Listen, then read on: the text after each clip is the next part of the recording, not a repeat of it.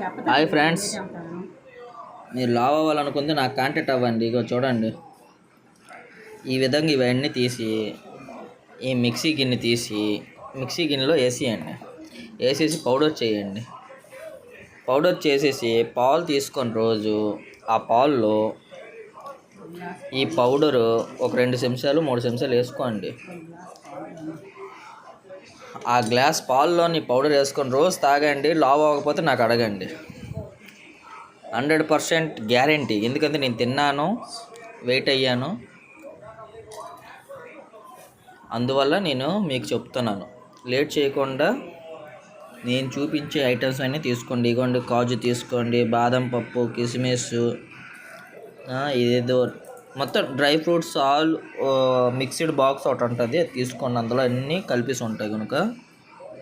next అదేవిధంగా ఇగోండి,